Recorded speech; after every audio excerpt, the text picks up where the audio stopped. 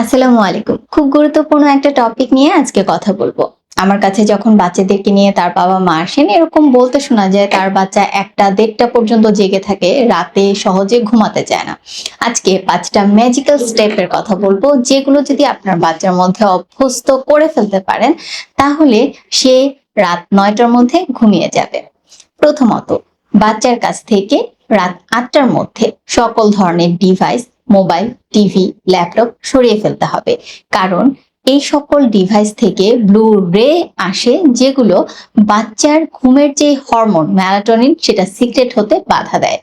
২ number, বাচ্চার যে ঘুমের জায়গাটা বা রুমটা সেটা ছিমছাম করে ফেলতে হবে, শান্ত করে ফেলতে হবে। সেই জায়গাটায় যত কম জিনিস রাখা যায় ততই বাচ্চার জন্য ভালো।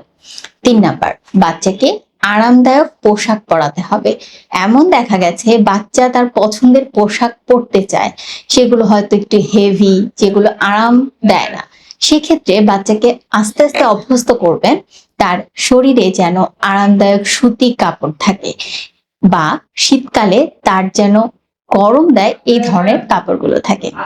৪ নাম্বার, বাচ্চা অ্যাক্টিভিটি হয় এরকম কম খেলনা দিয়ে খেলবে এই সময়টাতে। বাচ্চাকে খেলনা দিয়ে না খেলে এই সময়টাতে গল্প, ছড়া এগুলো শোনার প্রতি অভ্যস্ত করুন।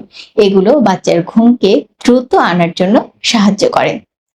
৫ নাম্বার, রাত ৮টার মধ্যে অবশ্যই উজ্জ্বল আলো তার রুম থেকে সরিয়ে ফেলবেন। চেষ্টা করবেন সারা বাসাতেই যেন এই উজ্জ্বল আলোগুলো না থাকে। যদি সেটা সম্ভব না হয়, সেক্ষেত্রে বাচ্চার রুম বা তার আশেপাশের রুমগুলো থেকে উজ্জ্বল আলোটা সরিয়ে ফেলতে হবে। শুধুমাত্র ডিভাইস সরিয়ে ফেললে হবে না, শুধুমাত্র আলোটা নিভিয়ে ফেললেও হবে না। আবার শুধুমাত্র বাচ্চাকে ঘুম পাড়িয়ে ফেলে নিজেরা এই সময়টায় সাউন্ড, আলো দিয়ে যদি কাজ করতে থাকেন, তাহলে কিন্তু বাচ্চার ঘুমটা বিঘ্নিত হবে। আশা করি আজকের এই ভিডিওর ৫টা পয়েন্ট মেনে চললে আপনার বাচ্চারা ঠিক ৯টার মধ্যেই ঘুমিয়ে পড়ার সুন্দর একটা অভ্যাসে অভ্যস্ত হবে।